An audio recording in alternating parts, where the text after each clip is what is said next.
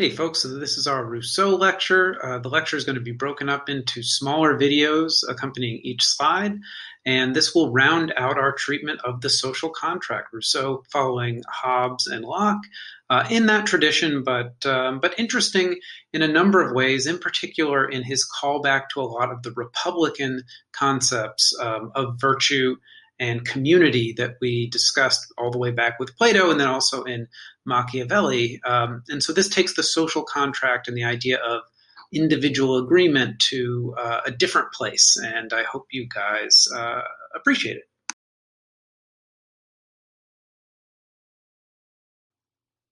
So there's a lot that could be said about Rousseau's biography.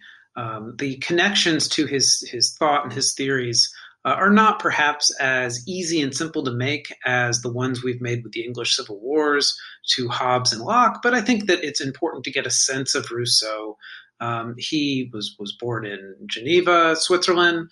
Um, a modest background. His dad took off on him.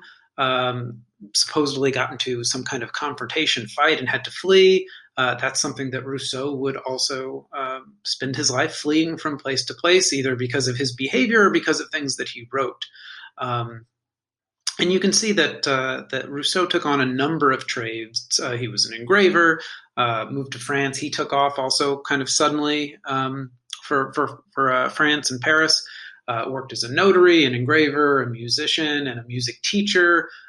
He thought about becoming a priest. He studied for the priesthood. He wrote poetry and gained some early acclaim for his work writing operas. And eventually, he started writing political essays on, particularly on political economy, and started to get some more attention. And finally, wrote the Social Contract and the Emile, which were highly controversial. In particular, they were controversial because they disputed the place and the role and the truth of religion in society, and so religious authorities and the state under its religious divine right king put out an arrest order for him, and he fled around the continent a little bit and finally ended up fleeing to England and then Scotland, and hung out, took refuge with the Scottish philosopher David Hume, which is notable in part because these are two of the great minds of that era. But I think that the David Hume incident, we might call it, is rather, I don't know, rather illuminating about Rousseau and his sort of, I don't know, caddish, maybe romantic or unpredictable or unreliable kind of personality. This picture, right? I think when if even more than Locke, perhaps Rousseau's picture says a lot about the kind of man he was. He looks like a Jean-Jacques Rousseau there, doesn't he? Pretty man, but maybe a little bit unreliable. Well, Hume takes him in, and Rousseau proceeds to accuse Hume of being the author of an anonymous pamphlet writing that viciously slammed Rousseau's own writings, and so he's being generously helped out by this man as he flees from mild persecution back in France and on the continent. And he says, he makes this false accusation that Hume is actually trashing him behind his back. Right? It's very catty, very you can't depend on anyone. You can see that Rousseau's life had a lot of conflict and a lot of instability, and so maybe those are things that influenced him in certain ways. So after he has his falling out with Hume, he sneaks back to France, and Rousseau kind of fashions himself as a persecuted revolutionary thinker. But it's not like the hounds were after him. He was not really for most of his life in danger. But it's worth noting that there were public burnings of the social contract and the Emile. And the Emile is important later on. We'll discuss it. His great work, his much larger work, really, actually, on the role of education in building the virtuous person, and that is an important key here. So that's Rousseau. In a nutshell, and there's much more to say about him, but I think that gives us a basic outline.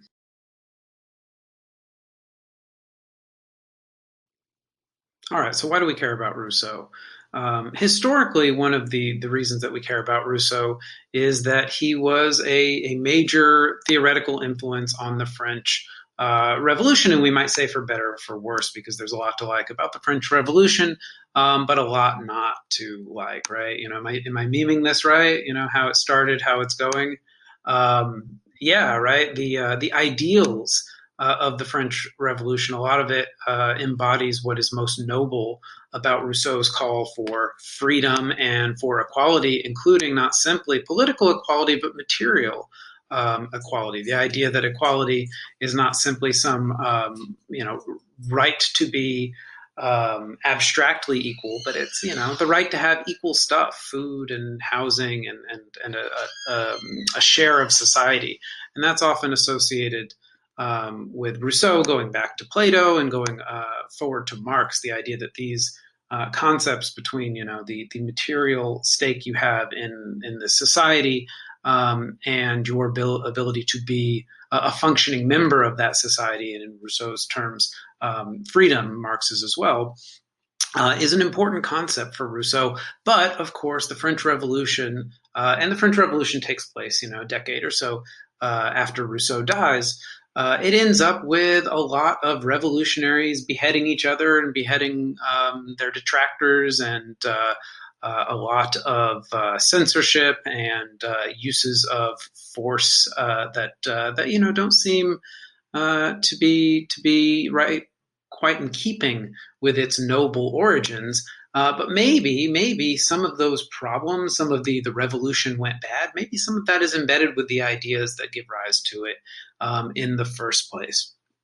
Beyond that, Rousseau is associated with the Republican tradition, an important tradition in modern political thought, and an important tradition in American political thought too, alongside the liberal tradition that's generally associated with Locke. We generally associate the Republican tradition that focuses on community and civic virtue. Again, some ideas that harken back a little bit to the ancients, but Machiavelli, Plato talked about republicanism in terms of the virtue of the people to be noble enough in character to be able to rule themselves, and those ideas find expression in Rousseau. And so, Rousseau is a sort of a placeholder, an influencer, but also a placeholder for that kind of theory when we're discussing how does a democracy work, how can a democracy work.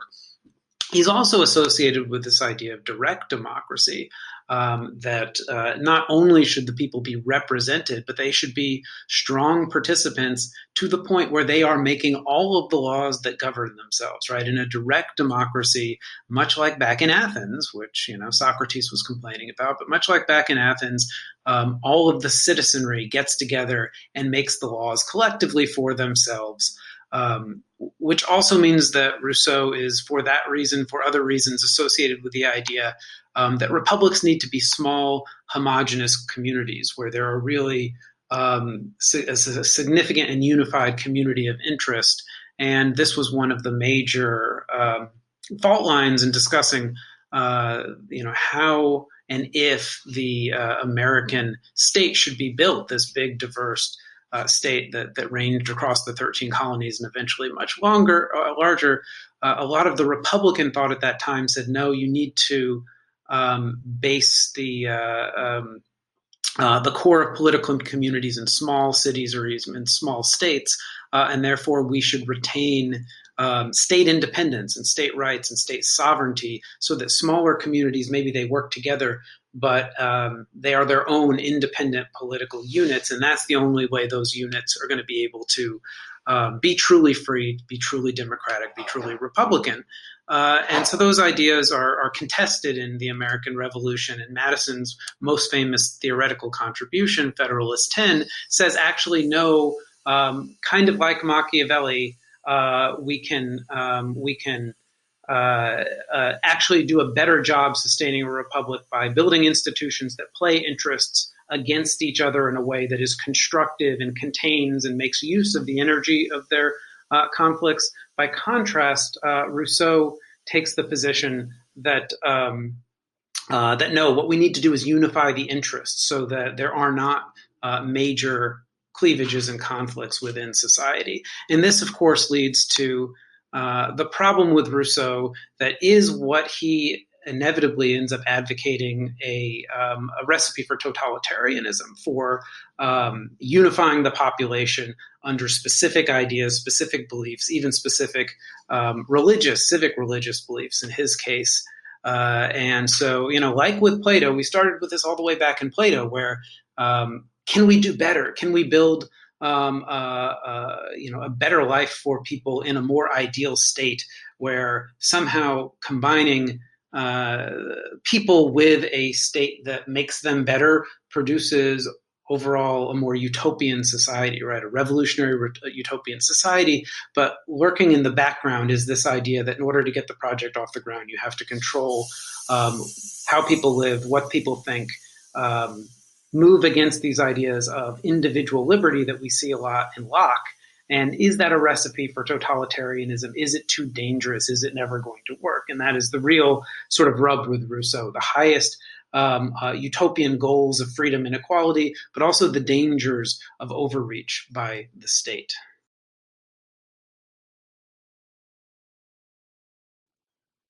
So Rousseau's most famous work is The Social Contract, and it's full of lines, full of quotes that are poetic and inspiring. And so, it lives on for a number of reasons. And just right off the bat, in the first book of The Social Contract, I have sort of I think, a bunch of quotes that capture the flavor of the work. And that flavor that they capture, that what is Rousseau's work? What is his goal? What is he all about? Just stepping back a second again here and saying, all right, what was Hobbes all about? What was his contract all about? Well, it was about security and peace. It was about bringing order to the world. What was Locke's about? Yeah, it was about peace, but it was about peace through liberty. Right? Liberty was the thing that needed to be protected and enhanced and achieved in order to have peace and order. Right? For Hobbes, it was power and domination and all that. Right? So different sort of approaches there, different focuses, different goals. With Rousseau, what are his goals? Well, of course, he also wants peace, but not with domination. Right? He, in fact, takes the William Wallace, Braveheart. They can take our lives, but they'll never take our freedom approach, which is one of the reasons why the French revolutionaries liked him so much. But right, William Wallace, it's all for nothing if you don't have freedom. Freedom is the whole game. So Rousseau is a theorist who is a theorist of freedom and a theorist of equality with the goal of producing freedom. Equality is necessary for freedom. Um, and so that's what the whole game is about. And so just a few lines that I think are interesting here. He starts off the work saying, we're taking men as they are and laws as they can be, which is a very modern approach, although, as we'll see, he wants to shape men as well. He thinks that's part of how men are, is shapeable to a much more significant degree than Locke or Hobbes thought. And that's sort of the melding of the modern approach with the ancient approach. He says in one of the most famous lines at the beginning, man is born free and everywhere he is in chains. And I think importantly, right, there's this sentence that follows right on the heels of that. One believes himself to the other's master and yet is more a slave than they. And this has shades of Marxism in it. In the idea that what you think of as freedom and domination is not the proper way to think about things, because even the person who's the boss, who's the leader, who's the king, is trapped by all the customs and all the laws and all the structures that are not of his or her own choice. That being enmeshed in a society where you can't do you can't do what you want to. Instead, you're doing what other people will you to do, or what the traditions or customs of society will you to do, that you don't authorize yourself. It's being externally put upon you. And so whether you are the peasant or the landowner, you're both unfree, right? And that is sort of a radical Rousseauian view of freedom, that freedom is something greater than that, and it harkens back to Plato, and it harkens forward. Can you harken forward to Marx and this idea that that the social basis of freedom requires a certain kind of community, a certain kind of society. And if you don't have that, you're going to live a life of conflict and domination, no matter whether you're on the top or the bottom of that kind of domination. No good. Now, of course, again, right, that may be easy to say from someone who is on the top, or who, is looking just kind of abstractly at conflicts. Whether or not you're on the top or the bottom may matter intensely to the people who are on the bottom, and of course to the people on the top. And so, maybe a Lockean, more modest goal of let's just protect everyone. Let's make sure everyone gets the basics. Might be more attractive to you than a more ambitious goal that we get from Rousseau. And again, this focus on freedom, freedom, freedom. To renounce one's freedom is to renounce one's quality as man, the rights of humanity, and even its duties. There can be no possible compensation for someone who renounces everything. And I think that's important because, again, it gets to this idea, common in all the social contracts, that everyone in a certain circumstance would choose the same thing. That's why it's a contract, even though nobody ever actually, sometimes they do, I guess, occasionally, American Revolution, blah, blah, blah, blah, blah. But nobody ever actually, I, sits down and hammers out and signs these contracts. But we can act as if we did if the details of those contracts are things that we all 100% as human beings, as part of our humanity and our human nature, would agree to, that we would find to be in our interest to agree to.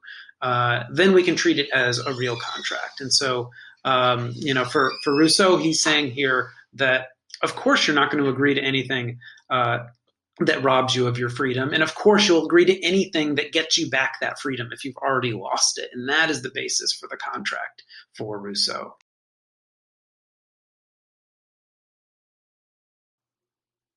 So as with our previous two social contract theorists, the contract itself emerges out of Rousseau's views on human nature and his views on the state of nature.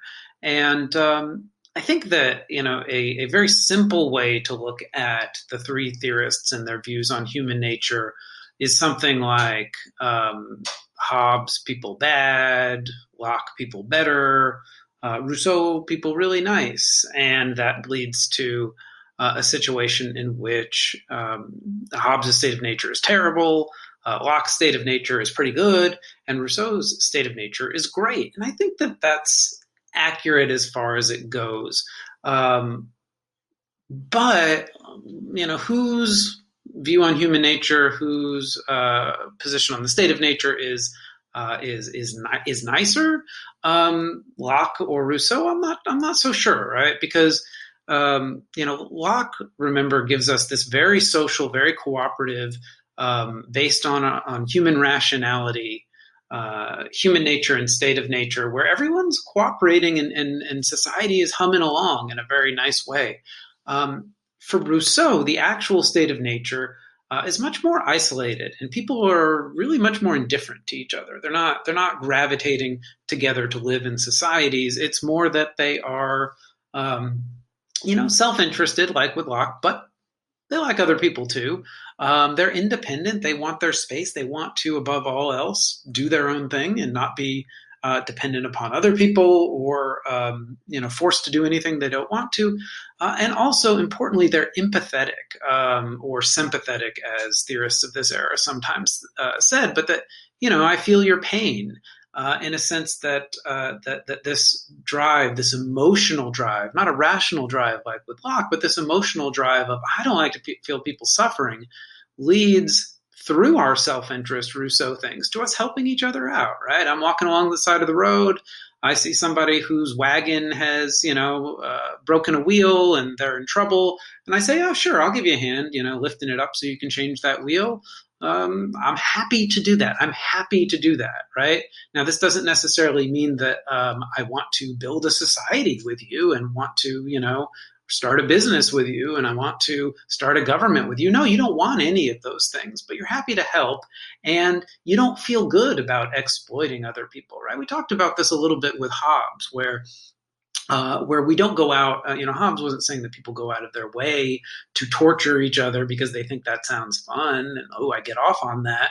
At the same time, seeing other people suffer and lose out is not such a deal breaker for Hobbes that you're not going to do it if you can get more money and power and stuff.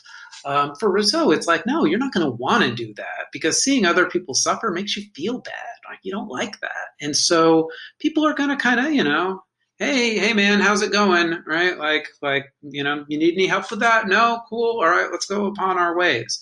And that's sort of his view of human nature, and it leads to a state of nature that's peaceful, relatively solitary, and that is a state of perfect natural freedom, Rousseau will say, and it's cooperative, but it's not cooperative in the sense that we naturally form a society. We don't want to form a society. We want to be more like my favorite PBS show that I have watched segments of for the last 30 years on and off, Alone in the Wilderness. I don't know if any of you guys have ever seen this. I'm sure none of you watch PBS.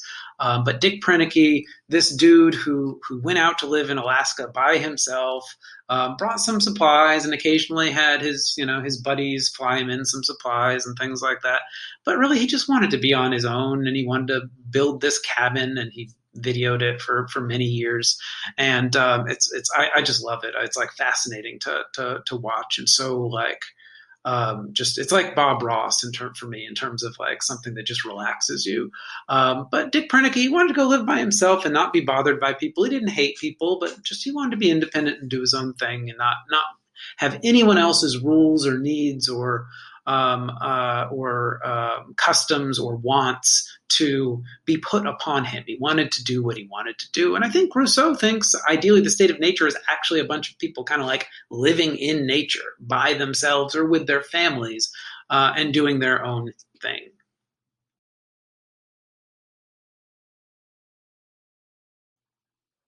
Well, so if the state of nature is such a great thing, why do we leave it, right? For Locke, he gives that answer that says, well, because we can do even better by becoming part of a society. We can take what we have in the state of nature and we can improve upon it.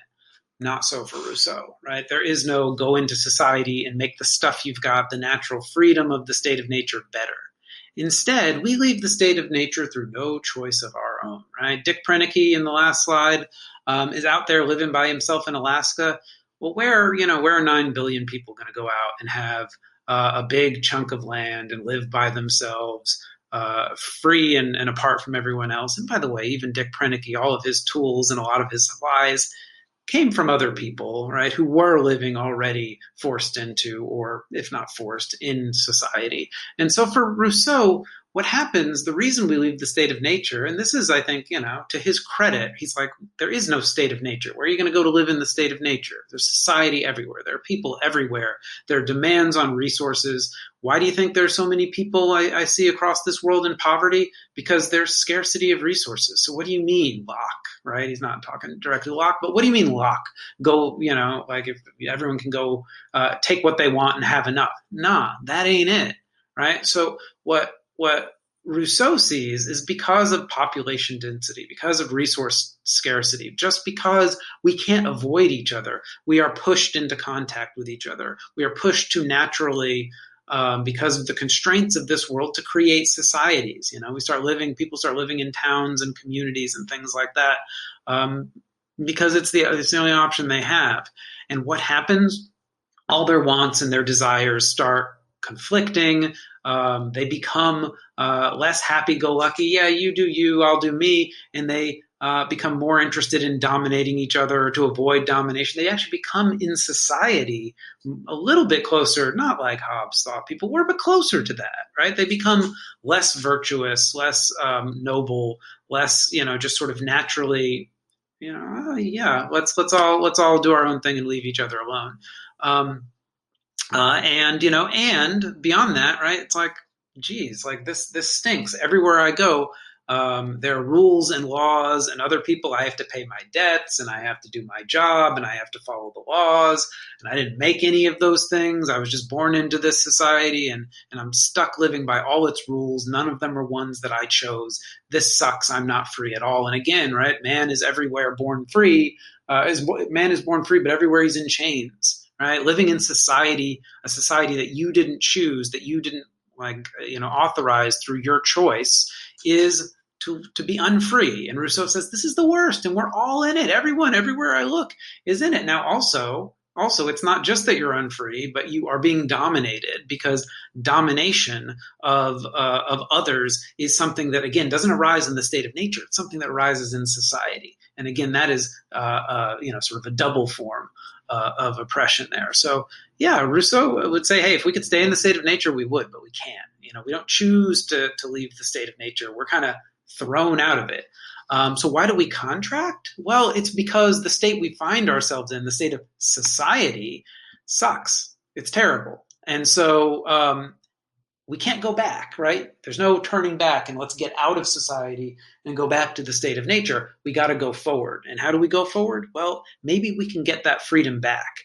We can't get it back in its natural and individual form, but maybe we can get it back in an even better, richer, more durable form, and that would be social freedom, right? So because we're so frustrated, because we're feeling all of this conflict and domination and constraint, instead we say, let's replace that natural freedom with social freedom. And we'll do it by having the perfect social contract where we are the author, we are consenting to all of the laws that govern our lives, right? Instead of being we can't leave a society that has laws and rules, but what if we could join one where we're the author of all of the laws and rules? That would be ideal, because then once again we would be in control of everything in our lives, and we would be truly free, socially free this time.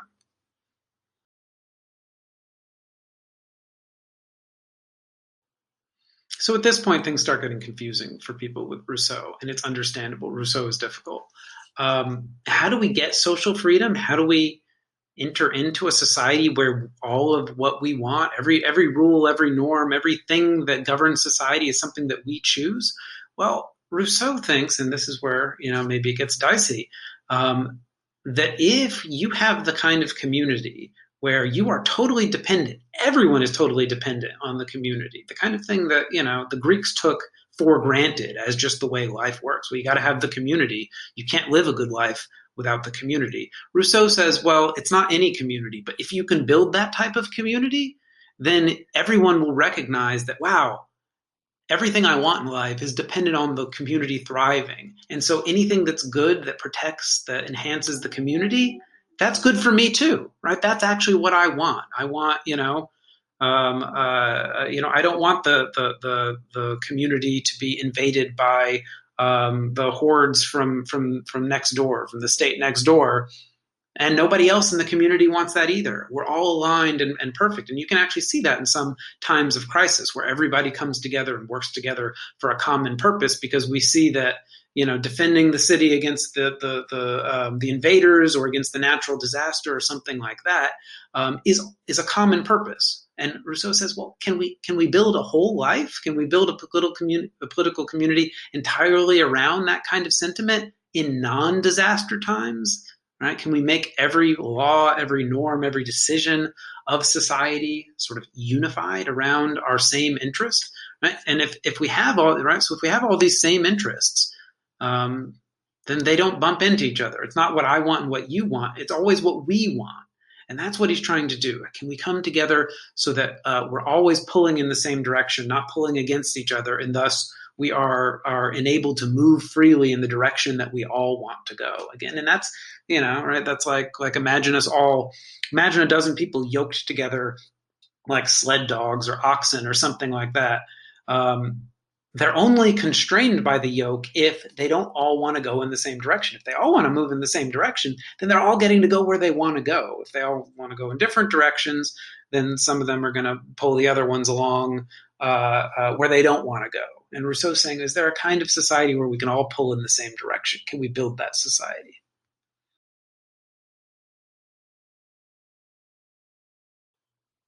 All right, so you're all like, I still don't get it. What are you talking about? What is this society where we all want the same stuff, where we all see our good as identical to the good of the community? As in, if I were to ask you, well, what do you want out of life? You're to say, well, I want the community to thrive. And it's like, no, but what do you want for yourself? Well, whatever things will help make the communities thrive.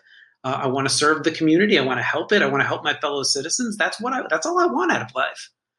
Oh, right. Like that's what, but what does that mean, right? What does that mean? Aren't the things that we want to like make money and to, have a good job and get to go on fun vacations? Rousseau says, no, not necessarily. We can build people and build a community where what you want is to be a useful, productive loyal member of that community. Well, what would a political community look like that was like that? He says the model is, and the way to understand it, it's like a family. Right? Well, what does that mean? Well, anything that you were to do that would be bad for your family, that would break up your family, that would undermine your family, that's not something that you want, right? Oh, that job that would force you to move across the country away from your family, you don't want that job, even though you might say, oh man, there are things about that I would like. In the end, I see that what's in my interest is taking the job that keeps my family together. And another way to think about that, right, about how intense that sublimation of self-interest into, well, there is no good for me without good for my family, is, imagine that, your house is on fire and your family's inside, and you're like, well, geez, I don't want to get burned. I don't want to risk my life and maybe die. Um, I don't want to be injured and not be able to keep doing my job. So it's what's in my interest. I guess it's to stay out here and not run in and try to save my family. It's like, no, because there is no good life for me that is possible if my family dies in that fire. And so Rousseau is again saying, how can we build a community where that's how we feel about the state? That's how we feel about the community. If it doesn't survive, I'm lost. And again, remember Socrates. Socrates wouldn't leave Athens after he was convicted. He wouldn't, in the Crito, he wouldn't take Crito's offer to run off and live in some other community because there was no good life for him that was possible outside of Athens. And again, Rousseau is trying to build that kind of ancient model. And we can imagine it in terms of loyalty, patriotism, love of your nation. People die for their country and sacrifice for their country all the time and for their communities, right? Firefighters running into the World Trade Center in 9/11. Like what brings people to do that? Brings people to make these ultimate sacrifices? And how can we translate that not simply into extraordinary moments, but into everyday life? And again, back to extraordinary moments, I've mentioned, Saving Private Ryan, D-Day. What brings people? Well, maybe it's because you have to. What brings people to serve and risk their life in defense of their country and the values that unify their country, freedom and democracy and whatever. What makes you want to go serve and fight the Nazis or whatnot? Well, you might say you're drafted, you don't really want to, but tons of people volunteered, and right, the whole premise here. This is skinny Steve Rogers from Captain America. The whole premise of Captain America is that there's this dude that is not physically adept enough to serve in the military that keeps wanting to go serve his country in World War II, and he does everything possible. And in this scene, during basic training, Tommy Lee Jones throws the grenade on the ground, and everyone else runs to save themselves, and Steve Rogers jumps on the grenade and says, "Get away!" And it's a fake grenade, right? And he doesn't blow up, but it shows to Tommy Lee Jones that this is the most patriotic person. This is the person who loves and wants to serve his fellow citizens and his country more than anyone else, and that makes him the best, and that's why he gets to become Captain America. But once again, right? That's an extraordinary situation. But in every war we've had tons of people who have said, I would feel much better about myself if I went and fought in defense of my country. I would not be able to live with myself if I somehow shirked military service. Now, there's also the opposite: people who do anything possible, the president, to avoid military service. And Rousseau would say again, yeah, that's because you ain't got a good society. I'm going to build you the kind of society where everyone in it is Steve Rogers jumping on that grenade. Everyone in it is the person who volunteers to serve in the military, not the person who dodges the draft. And everyone is in it is the person who would run into that building to save their fellow citizens, and would be, and that would be what they would want to do. That would be their desire. instead of letting their fellow citizens, burn. And again, right, this idea that it's not always going to be burning buildings and militaries. It might be like with Plato. There's so many similarities to Plato, right? Plato.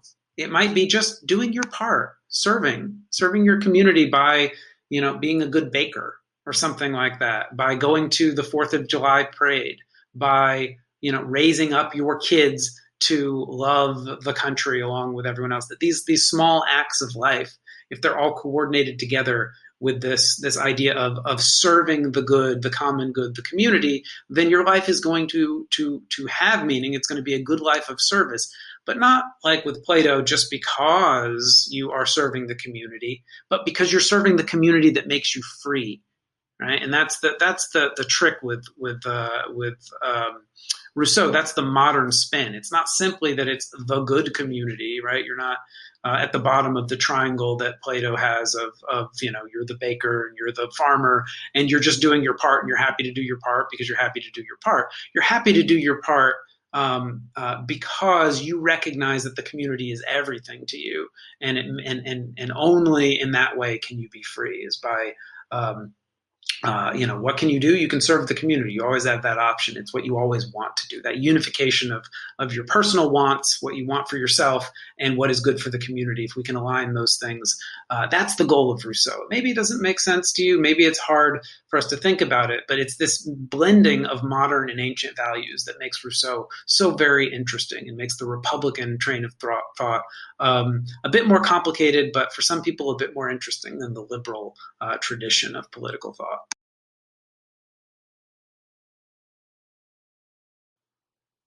All right, let's get into the specifics of this society that we're contracting into. Not this society, this political society, right? The role of the state in governing society and shaping society is to make it a society that is compatible with freedom, and by that it means one that is ruled by the general will. The general will is one of the most famous concepts, maybe the most famous concept in Rousseau, and it is notoriously squirrely. It's hard to understand. And so the easiest crack at it is it's the common good. It's the thing that's good for everybody in society. And usually that means the thing, not just usually, really what it means is the thing that helps sustain society, the thing that keeps society safe and free and unified by the same interests. That's the common good, right? The interest of the community is the general will, because we all want that, right? If we have a free community that keeps us not simply safe, but keeps us free, we want that more than anything. We wouldn't trade our freedom for anything. So that's always our interest, is whatever is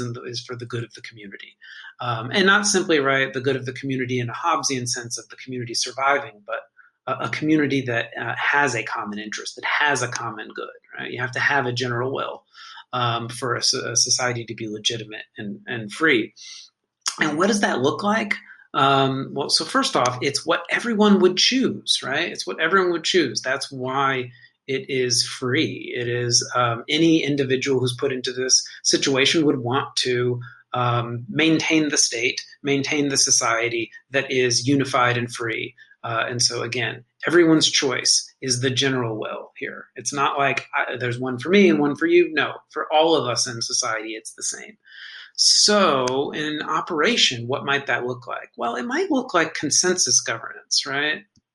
This idea that rule by unanimous consent. Have any of you guys ever been part of an organization that does that? I've been in part of a few. Like, man, my grocery store back in West Philly, Mariposa Food Co-op, was awesome. I missed that place. It was a great place to shop. But it was also I'm actually still an owner of it, right? We all chipped in. We're all an owner. We all manage it collectively. And all decisions about policy were made by unanimous consent, which was a pain in the butt. You had to get together and vote for any major change in policy.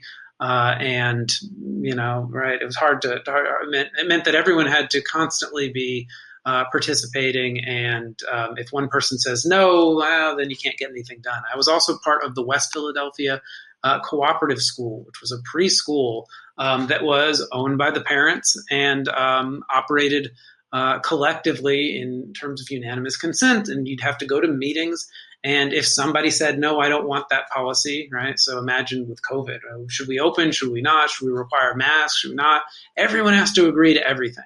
Now, it's a pain in the butt, but it also means that no decision, no rule, no law of the organization is passed without your consent. You're never forced by the other people in the group. You can simply say, no, you don't, I'm not gonna do something I don't want to do.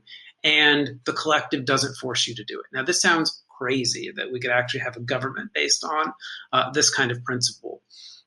But Rousseau says that we can approximate that kind of principle in the right conditions, because we will have the kind of government where it's always representing not simply what you say, but what you really want. And that is the trick with the general will, and that makes it a little bit difficult to understand. It's not always what you say you want, it's what you really want, right? All right. So a little bit condescending at times, and that's a problem that people like Plato, that people like Rousseau, and that people like Marx later on have, where they say, well, you don't understand what you really want. What you really want is X, Y, or Z, and in this case, it's what the community says is the best idea. So we do end up having democracy in Rousseau's society, but only because the democratic choice is the one that actually represents everyone's true will. All right. We'll get to it.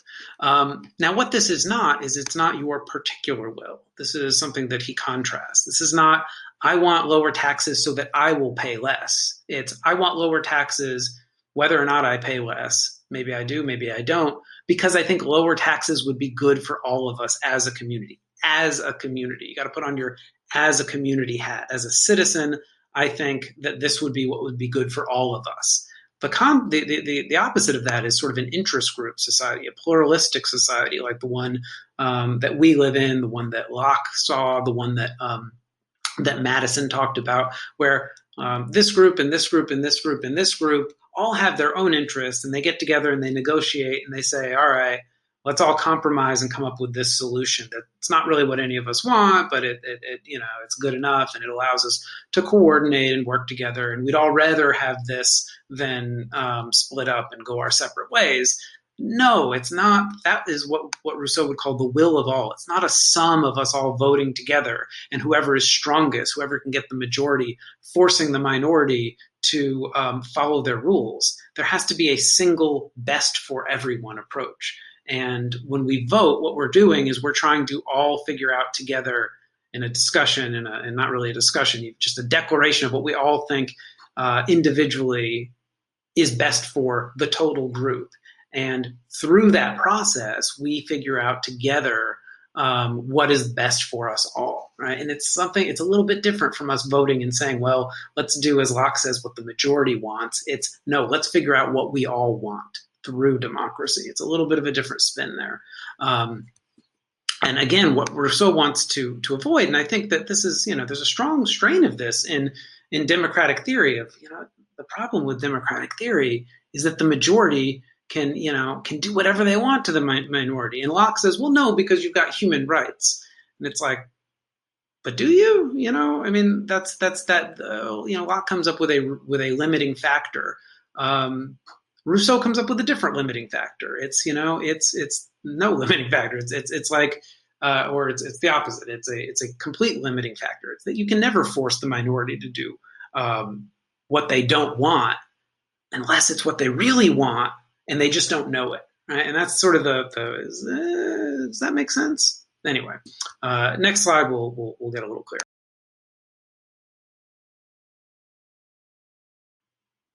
So again, we keep coming back and being a little bit general. Let's try to get a little bit more specific. What does this society look like? What does this society under the general will look like? Well, it's a direct democracy, right? The way that we discover what the general will is, what the common good is, the collective will together of us all thinking about the good of the society. How we discover that is through direct democracy. Again, we all participate. We're all part of it. We're all voting on what the laws are. Should marijuana be legal? Everyone raises their hand. Now, by the way, we have this week a referendum in. It's actually an initiative, which means that. No, it is a referendum, right? The New Jersey legislature put on the ballot for the people to decide: do you want legalized recreational marijuana or not? But this idea of let's all give our opinion, but again, not as this is what I want. It's instead this is what I think is good as a citizen. This is what I think is good for us collectively as a society. Well, that kind of direct democracy is how Rousseau thinks everything has to be done. Everyone needs to be asked, and everyone gives their opinion. Um, and that's that's the only legitimate kind of government where it's not a government based on force, but it's a government based on true consent. And so, how do we find the general will? Well, we vote on it, and whatever the majority says, that's what the general will is, because they'll know best, right? And there's a bit of a wisdom of the majority here. But Rousseau thinks that it's not going to be 51-49. He thinks that basically everyone's going to generally agree, that we'll have large majorities understanding, yeah, like it's good for us to not be conquered by the neighbors, and it's good to have the clean river that we all drink out of, and that we'll just those goals will be unifying. And if you vote wrong, right, everyone else says like yes, we vote in favor of the laws that protect the river and keep it clean, and you say no, I vote against it. Again, you have made a mistake about your own will, because your own will is to protect the community, to keep it free, and you made a mistake about what your will is. Whoops. So when we then enact the stance, the policy, the position, the law of the majority, it's not forcing you to do what the majority wants. It's forcing you to do what you really want, right? It's forcing you to be free, because it's forcing you to follow your true will. You were following some false will. And again, the thing that I like to liken this to, I should have an image up here in terms of forced to be free, is when you make a New Year's resolution and say, I'm going to go to the gym 3 times a week. And you wake up and you're like, oh, I'm tired. I don't really, I'm just going to sleep in, hit the snooze. I'm not going to go to the gym. And your roommate says, get up, get yourself up. All right. You're going to the gym. Pulls off your covers, turns on the light, says, hey, you said you wanted to go to the gym. You're going to the gym. He's helped you carry out your true will, your considered will about what's best for you in your life, which was to go to the gym regularly. You were just having a moment of weakness, a moment of distraction, a moment where you weren't thinking clearly and were not able to put into practice the thing that you really wanted. And society is going to help you do that through the democratic process. And that's really all that being forced to be free is. It's to do what you really want. Because again, Rousseau thinks what everyone wants is to live in a free society. So of course, anything that enables that to happen is not something that you're going to trade for a little extra cash or for sleeping in or something like that. You're never going to trade your freedom for those things. And so Rousseau thinks it's really what you want. That doesn't mean that it's always going to work out, because in a factious majority, as in a majority thinking about their particular wills and not about the general will, about the good of the community, they may end up dominating, and they may mistake what they want, what they think is good for them, for what was actually good for the whole community. So the general will is never wrong, but it may not be correctly identified. And that is more and more likely to happen if a society is not virtuous. If the people are not governed by good laws already, as Machiavelli, as Plato talked about, they become corrupt, they become focused on their own interests, and they stop being able to see the common good, and they start substituting what they want for what's good for everybody. Now, when does this happen? And this is important stuff. This is why Rousseau is an advocate of a particular type of society. He thinks if people have a lot of diverse interests, it will undermine the general will. What kind of interests might those be? Well, they might be have different races, different religions, definitely, different ethnicities and histories, right? Different things that are important to us. If the same things are not important to everyone in the society, if the ultimate values and the things that motivate us to get up and do our work and and add richness and fun and vigor to our lives, if they're not all the same things, then we might have conflicting interests. Right? So if I think that what's good for this segment, the Italians, is different from what is good for the Germans in our society, and those end up being organizing groups. Those conflicts between those groups, well, if I think, is raising taxes good for the Italians? No, I should never be thinking that. I should be thinking, is it good for all of the people in society?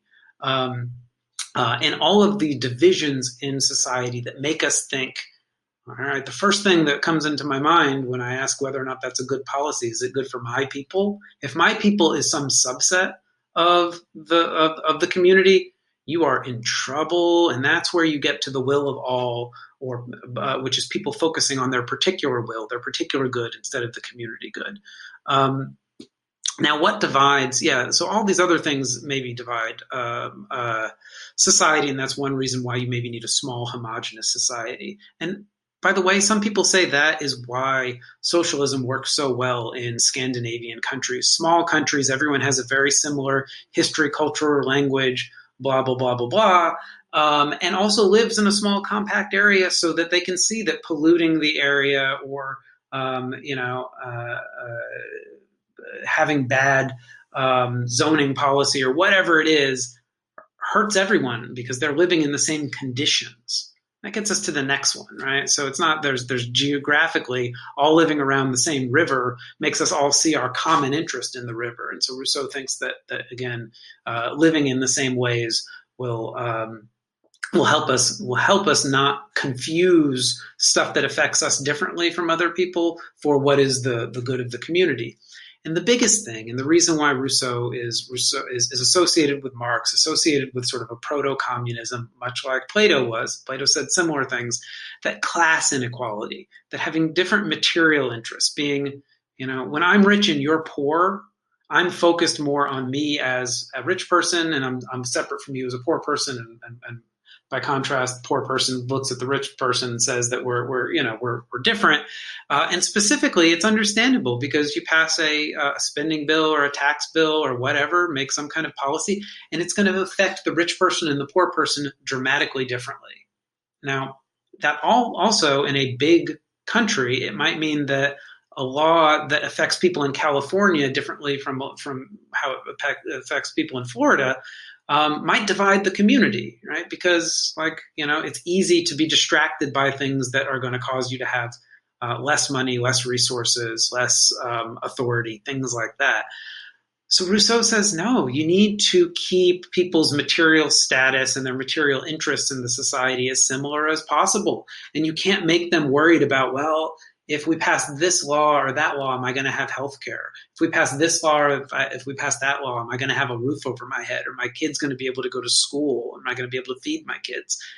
If you have that kind of scarcity or lack of security or inequality where my material prospects are dramatically different and affected dramatically differently from other people's, it's going to tear society apart. We're not going to be able to see ourselves as having one unified interest.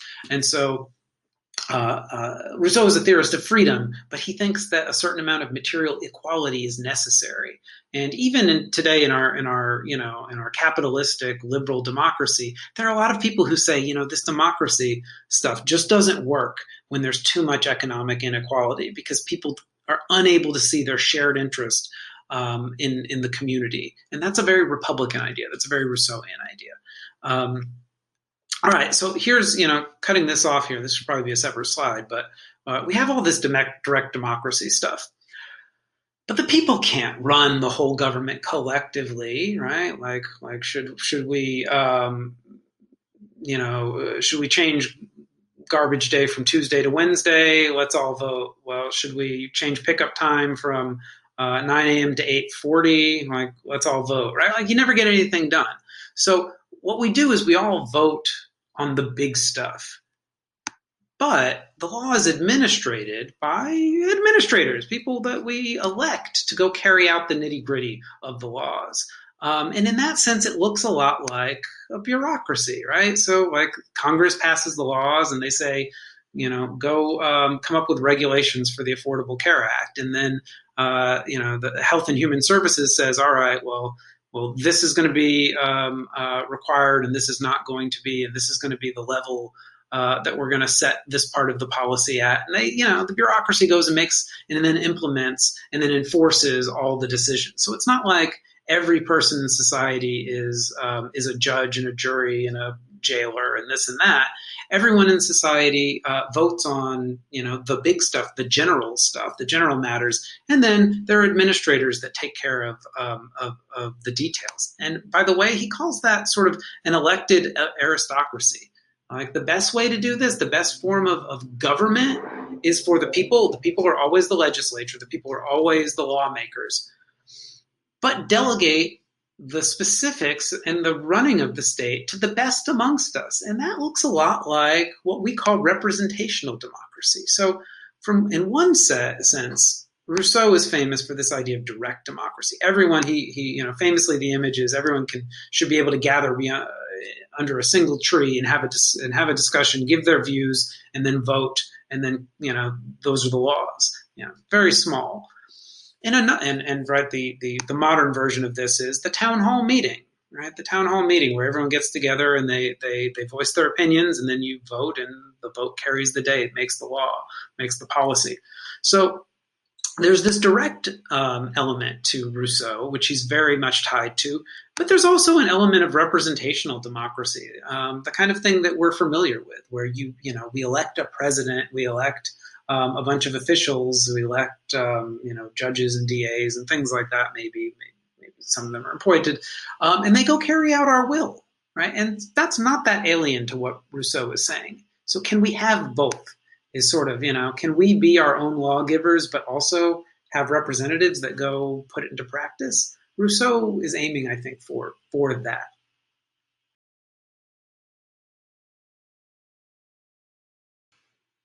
All right, now it gets tricky, and you're going to recognize this dilemma, this problem that comes up here.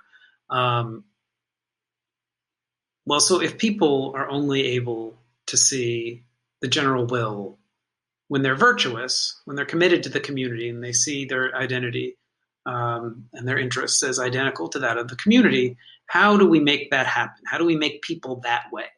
And the answer that Rousseau gives, kind of like Machiavelli and kind of like Plato, is, well, once people live in a society that's organized around good laws and they participate in that society, they'll become virtuous.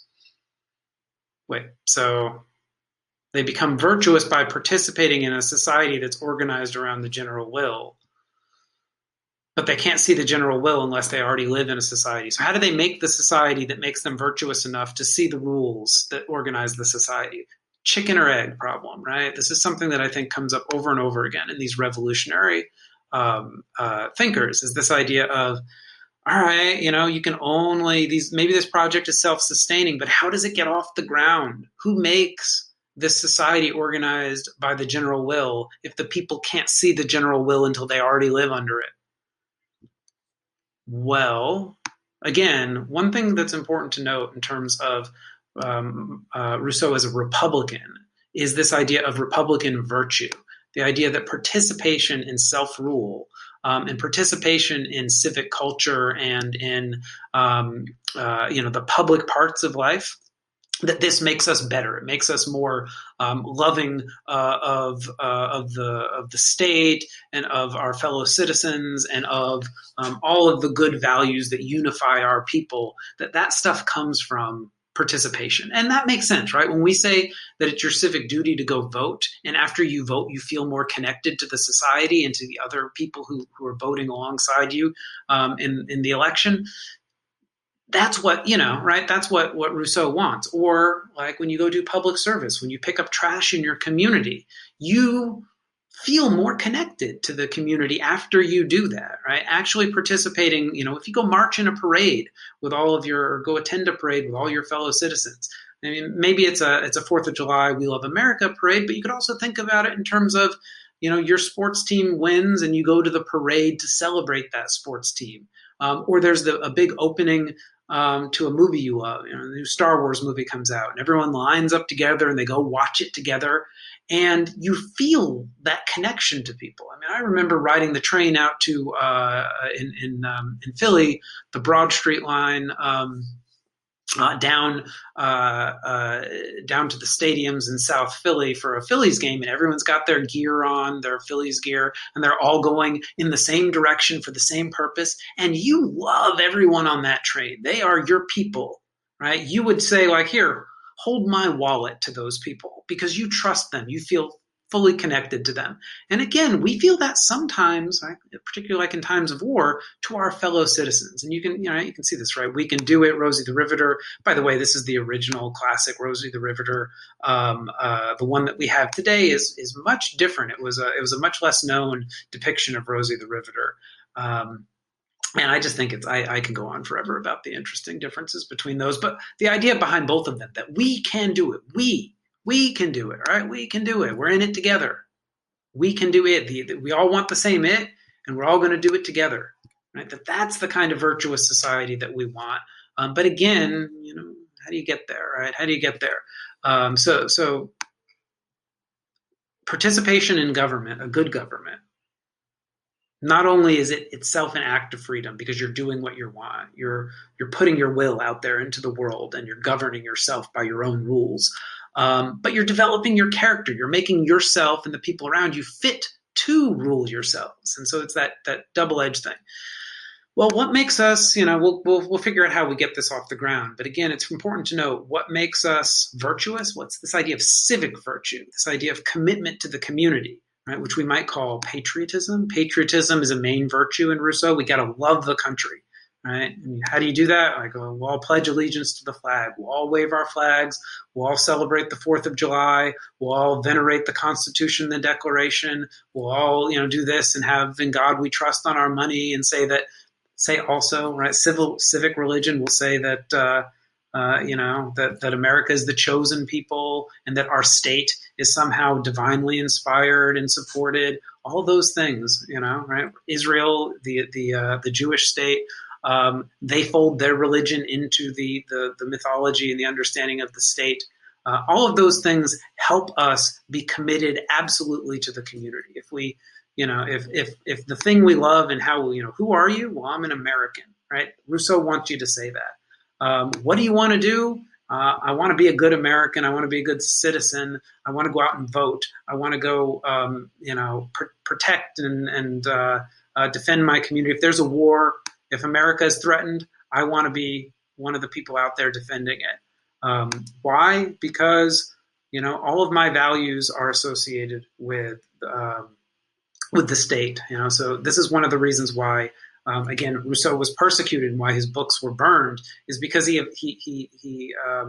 like Machiavelli before him, another villain in contemporary eyes, he said, you know what religion should do? It should serve the state. And all of this Catholicism and all of this idea of churches outside of the state, that is all hooey. You can't have any of that.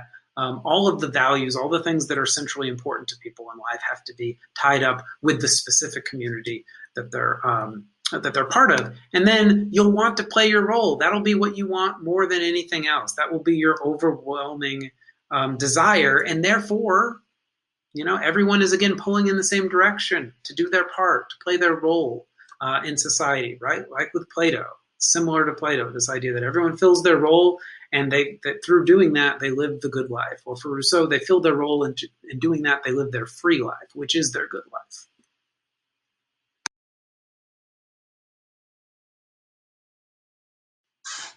So as noted, this creates a dilemma, right? Bad people living in an oppressive society can't find the general will, but you need to live under the general will in order to become a good citizen, right? So I'm memeing, I think, successfully here. Is this correct? No, right? The Spider-Man one, right? The good state and the good citizens. Which one comes first, chicken and egg, right? How do we get there? How do we get there? If we don't have good citizens, how can we have a general will? This is the dilemma that I think exists in all revolutionary politics, and particularly revolutionary politics of a Republican nature that says that the state, its central goal, or one of its central goals, one of its central functions, is to make people good enough to rule themselves, right? So people like Locke say, hey, you're all just good enough, just naturally. It's just popped into your head through your rationality. Rousseau says, no, that doesn't work. And that kind of, every person for themselves, they end up in conflict, dominating each other, forcing each other. It ain't good enough, right? You need to have that commitment to the collective. You need to understand your good is derives from the good of the community. There is no my life without America. I need to understand America first, right? That I'm willing to make sacrifices for the country because the country is everything to me. Without the country, me and my family have nothing, right? There is nothing there for us. How do we get there? How do we produce that kind of state that maybe is, ideal and utopian, maybe not for some of you guys? How do we get there? That is always the trick. How do you get out of the cave? How does Machiavelli, get to the good society that can have a republican government? All right, so for Rousseau, you got the myth of the metal. I mean, for Plato, you got the myth of the metals. You're going to trick everyone into it. Machiavelli has a little bit of a similar answer. You got the skillful prince who knows what's best, and philosophers, kings, skillful princes. Rousseau's got a similar answer. It seems like they all do.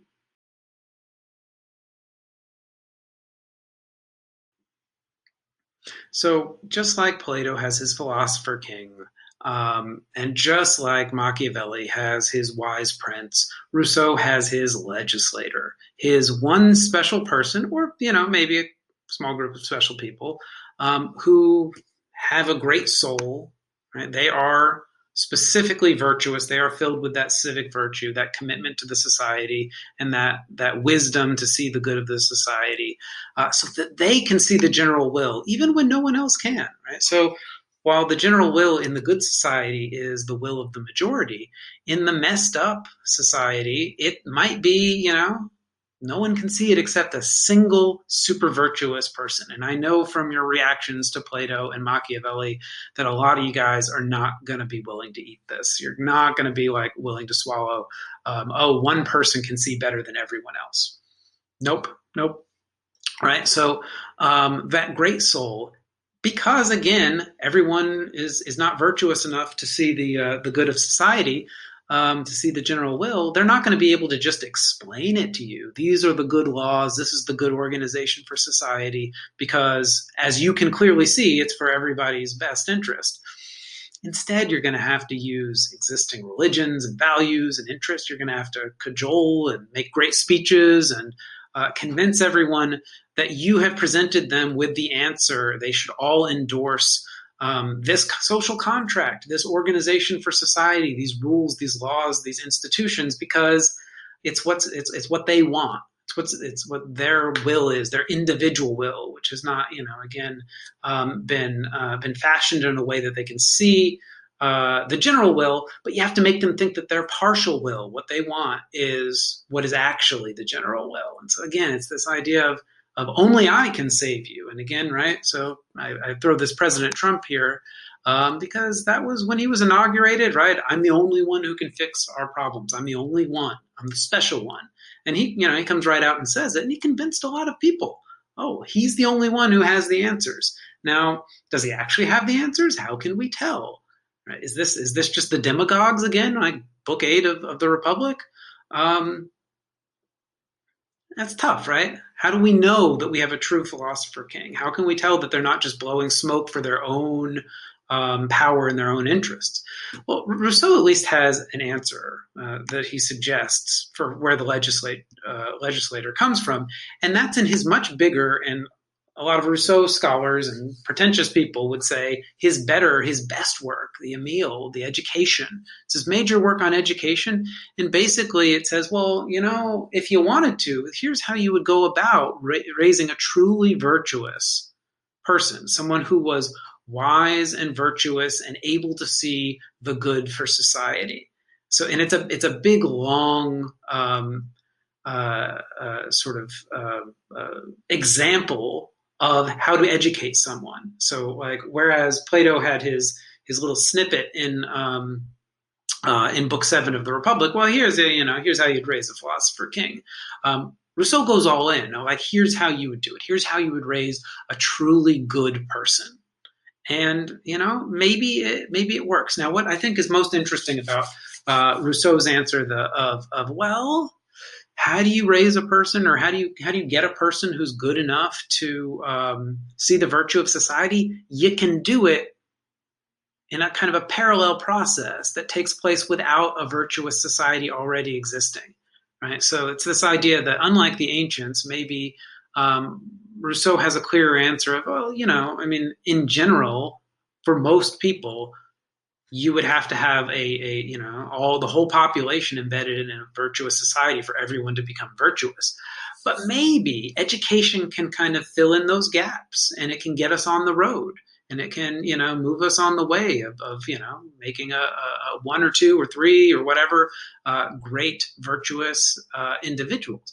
But here I think is sort of an interesting possible modernization, possible egalitarian interpretation. Well, what if we had an educational system that was good enough to move us all a little bit down that road? Maybe a liberal arts education, good public schools, and maybe we'd all inch by inch get virtuous enough to start moving ourselves towards the collective good and seeing our community interest. Maybe that possibility exists in Rousseau, or maybe it's, right, elitist all the way through, just like a lot of you guys thought that Plato was back with the philosopher kings. Is the legislator the same thing? We'll see.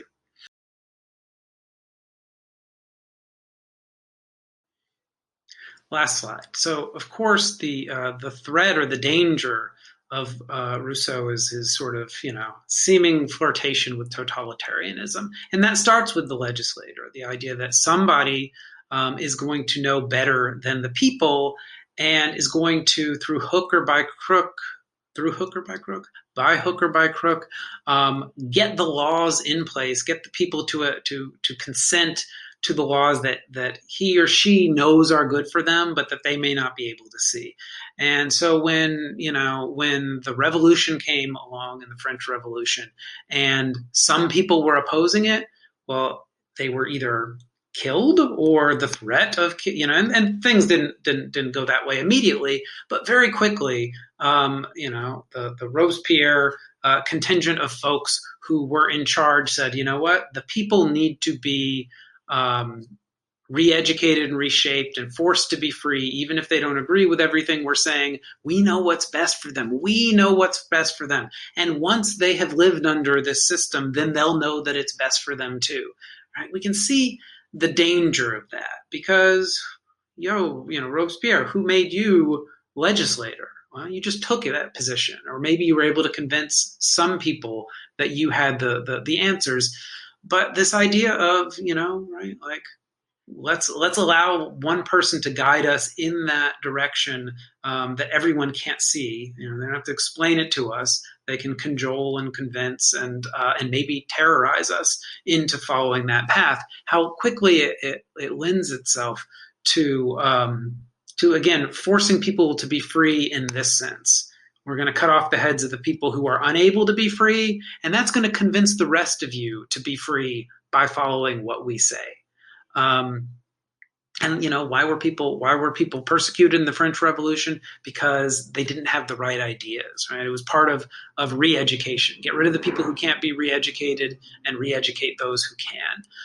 Now, here's what I would say in defense of Rousseau, is that Rousseau is very clear in the social contract that during times of conflict, stress, war, things like that, you're not going to have any kind of social contract. You're not going to have any chance of getting a just social contract off the ground, because conflict between groups and individuals is going to be so high that there's going to be no hope of finding the general will.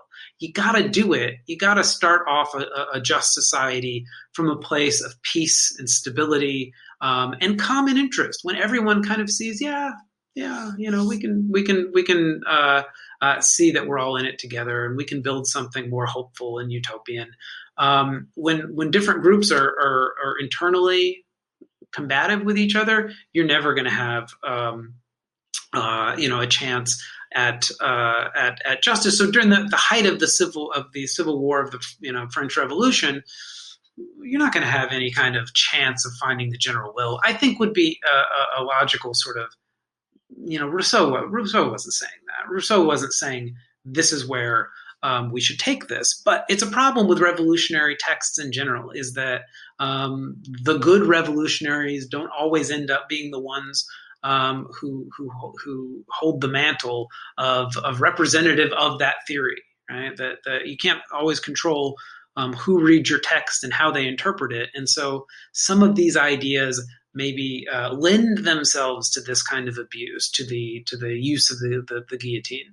Um, and let me say, it doesn't stop there, because Rousseau's social contract is also known for the censor and the dictator.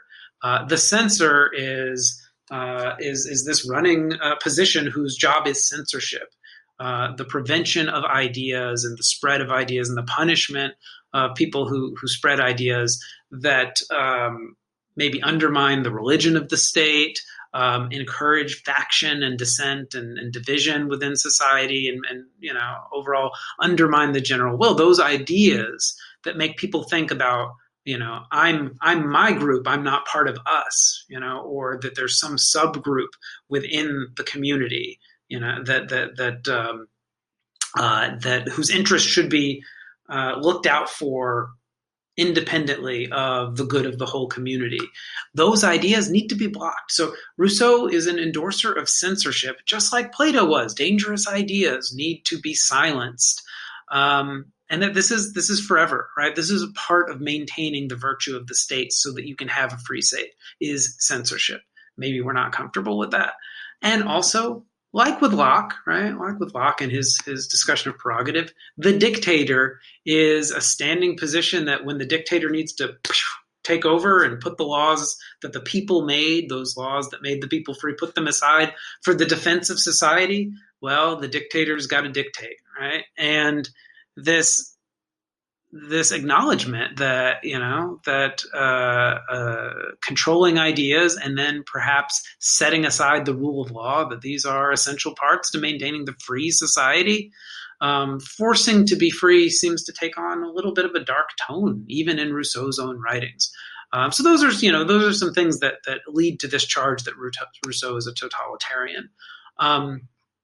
And yet I think that there are a lot of really, really appealing parts of Rousseau. The Republican idea that a nation, that a people, a community is more than simply a bunch of individuals who try to use the institutions of government, including majority institutions, to dominate each other. Politics right now feels a lot like that. It doesn't feel right now always like we're all in it together, and that there's a danger in society that majoritarianism is just who can get the numbers to dominate the other folks, that this tears a community apart and rips down the institutions that make collective government and the good stuff that a good government can provide us all, the not simply the peace and security, but right, the healthcare and the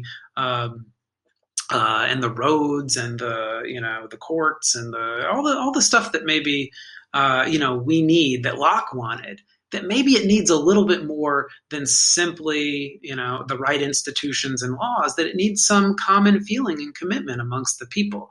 And people like, Jefferson, thought, yeah, this is why it's important to have a nation of citizen farmers who go and serve, and they're amongst the people, and then they go and serve in Washington, and they come back and pick up their plow again, and that this is that kind of self-rule by independent, virtuous American landowning, relatively equal farmers that maybe makes for a people that can rule itself. That these kinds of ideas, these Republican ideas, are thick in America.